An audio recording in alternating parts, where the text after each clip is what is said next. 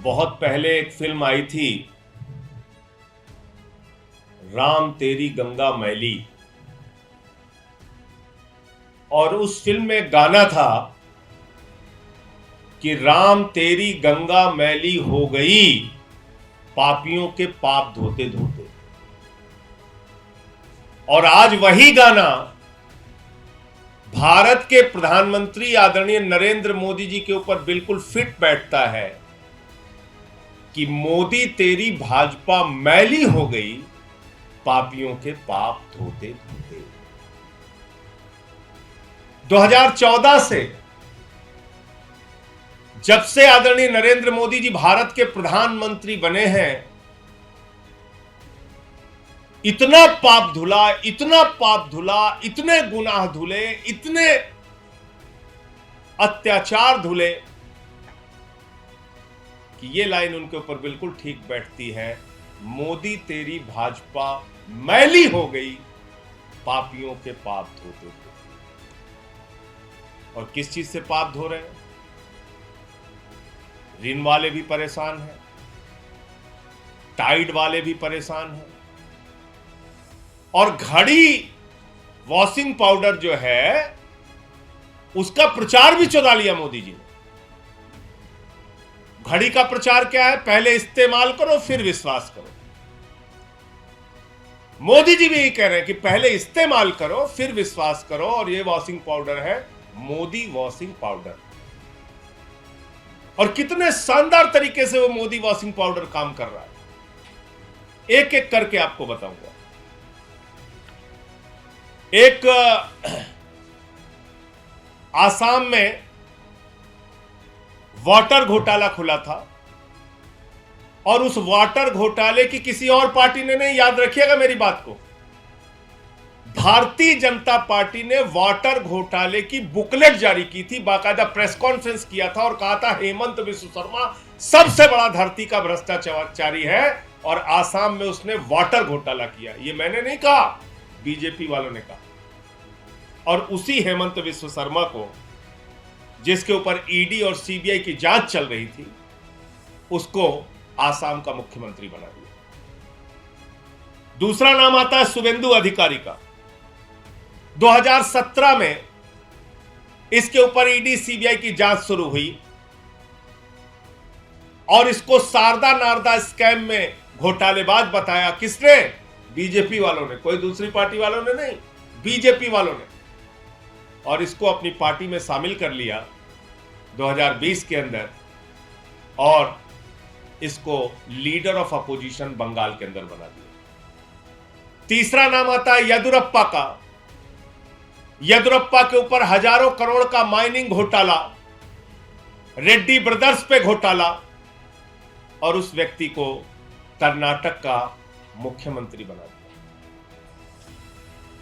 चौथा नाम आता है शिवराज सिंह का। उनके ऊपर व्यापम का घोटाला, बच्चों की नौकरी में घपलेबाजी करने का घोटाला, और उनको मध्य प्रदेश का मुख्यमंत्री बना दिया। पांचवा नाम आता है मुकुल राय का।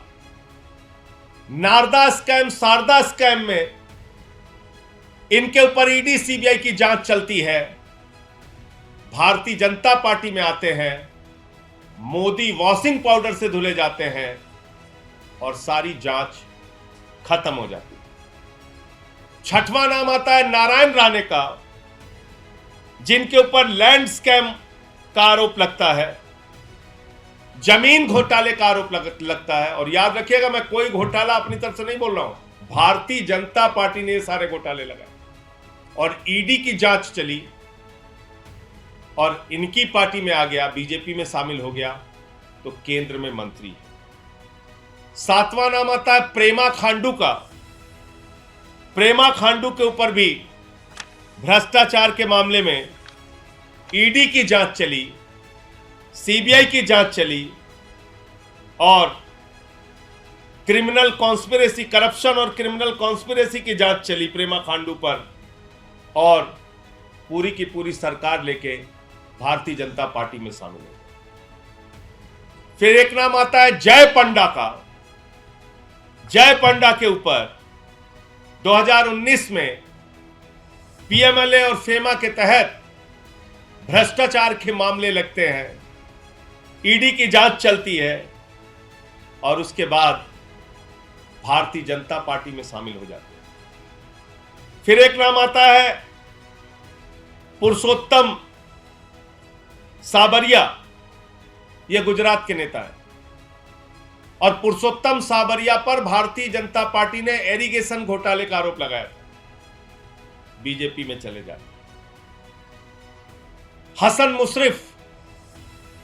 मुशर्रफ का तो कहना ही क्या है। अभी कुछ दिन पहले ईडी की जांच चल रही थी, ईडी के छापे पड़ रहे थे हसन मुशर्रफ पे, और इनका एक नेता है बेचारा किरीट सुमैया। वो किरीट सुमैया जोर जोर से एकदम चिल्ला चिल्ला के कहता था मुशर्रफ को गिरफ्तार करो, मुशर्रफ को अंदर डालो, मुशर्रफ ने 100 करोड़ का घोटाला किया है। उसी हसन मुशर्रफ को कल कैबिनेट मंत्री की परसों शपथ दिला दी गई। एक नाम आता है छगन भुजबल का, महाराष्ट्र सदन घोटाला, और छगन भुजबल को कैबिनेट का मंत्री बना दिया जाता है। एक नाम आता है अजीत पवार का, जो इस समय सबसे चर्चित नाम है, जिसका जिक्र 3 दिन पहले रैली में भोपाल में प्रधानमंत्री जी ने किया। और भारत के प्रधानमंत्री आदरणीय नरेंद्र मोदी जी ने क्या कहा, वो आप सभी पत्रकार बंधुओं को जरूर सुनना चाहिए, पूरे देश को सुनना चाहिए, और भारतीय जनता पार्टी की असलियत पूरे देश के सामने आनी जरूरी है। पर भी करीब 70,000 करोड़ रुपए के घोटालों का आरोप है। महाराष्ट्र स्टेट कोऑपरेटिव बैंक घोटाला, महाराष्ट्र सिंचाई घोटाला, अवैध खनन घोटाला, इनकी लिस्ट भी बहुत लंबी है। ये 3 दिन पहले भारत के प्रधानमंत्री ने 70,000 करोड़ का घोटाला पकड़ा था। किसका? अजीत पवार का, एनसीपी नेताओं का। अजीत पवार पर सिंचाई घोटाला, कोऑपरेटिव बैंक घोटाला, तमाम घोटाले का आरोप भारत के प्रधानमंत्री ने लगाया, और उसी व्यक्ति को 3 दिन के बाद महाराष्ट्र के अंदर उप मुख्यमंत्री बनाने का काम किया। एक नाम आता है भावना गावली को शिवसेना ने शिंदे गुट का चीफ विप बना दिया पार्लियामेंट के अंदर। इनके ऊपर भी ईडी की जांच, 5 सम्मन किया था इनको ईडी ने इनको 5 सम्मन किया था, और ये इस समय शिंदे गुट की लोकसभा में चीफ विप है। एक नाम आता है प्रताप सरनायक का, और इनके ऊपर मनी लॉन्ड्रिंग का केस दर्ज किया था ईडी ने, और अभी ये शिंदे की शिवसेना में है। बाकी बहुत सारे नाम हैं। तो भारतीय जनता पार्टी का ये असली चाल चरित्र और चेहरा है। आदरणीय नरेंद्र मोदी जी ने भोपाल की रैली में जब कहा, ये मोदी की गारंटी है, एक एक भ्रष्टाचारी पर कार्रवाई करने की गारंटी है। 3 दिन के बाद वो नारा बदल गया। अब मोदी जी कह रहे हैं ये मोदी की गारंटी है, एक एक भ्रष्टाचारी को मंत्री बनाने की गारंटी है। तो पूरब से लेकर पश्चिम तक, उत्तर से लेकर दक्षिण तक, 14 से लेकर 23 तक मोदी वॉशिंग पाउडर की ऐसी बिक्री हो रही है, और इतना शानदार वॉशिंग पाउडर है, इसमें हत्या करो धुल जाएगा, लूट करो धुल जाएगा, बलात्कार करो धुल जाएगा, भ्रष्टाचार करो धुल जाएगा, पूरा देश लूट लो, मोदी वॉशिंग पाउडर से उसको बिल्कुल साफ सुथरा धुलकर पाक साफ कर दिया जाएगा। लेकिन पत्रकार बंधुओं से मैं एक बात जरूर कहना चाहूंगा कि अब अगर ईडी और सीबीआई की जांच किसी के ऊपर चले तो आप मान लेना दो भारतीय जनता पार्टी इस देश के अंदर चल रही है, एक भारतीय जनता पार्टी नरेंद्र मोदी और एक Bharatiya Janata party ED CBI को। और इसका एक ही काम है, क्योंकि प्रधानमंत्री कोई हथियारबंद गुंडे तो रख नहीं सकते कि भाई कहे कि जाओ आप किसी विधायक को पकड़ के लाओ, किसी मंत्री को पकड़ के लाओ, गन पॉइंट पे उसको शामिल करा लो।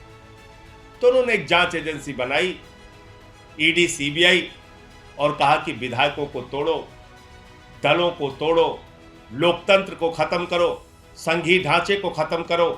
तो ईडी और सीबीआई इस देश के अंदर दलों को तोड़ने और विधायकों को धमकाने का एक माध्यम बन गया। आम आदमी पार्टी के बहादुर नेता मनीष सिसोदिया और सत्येंद्र जैन इनके आगे नहीं झुके, टूटे नहीं। बहुत कोशिश इन लोगों ने की दिल्ली के अंदर तोड़फोड़ करने की, सफल नहीं हुए वाजपेयी। आम आदमी पार्टी और अरविंद केजरीवाल एक ऐसे नेता है, हम लोगों पर चाहे जितने मुकदमे करो, चाहे जितनी प्रताड़ना दो, आपने 45 विधायकों पे दिल्ली के अंदर मुकदमे लिखे, हमारा कोई विधायक नहीं टूटा। आपने हमारे मंत्रियों पे फर्जी मुकदमे लिखे, हमारा कोई मंत्री नहीं टूटा। 36 किलो वजन कम हो गया सत्येंद्र जैन का, इतनी प्रताड़ना आपने दी, लेकिन मजबूती से वो खड़े रहे। इसलिए ये मोदी वॉशिंग पाउडर ये दिल्ली में फेल हो जा रहा है।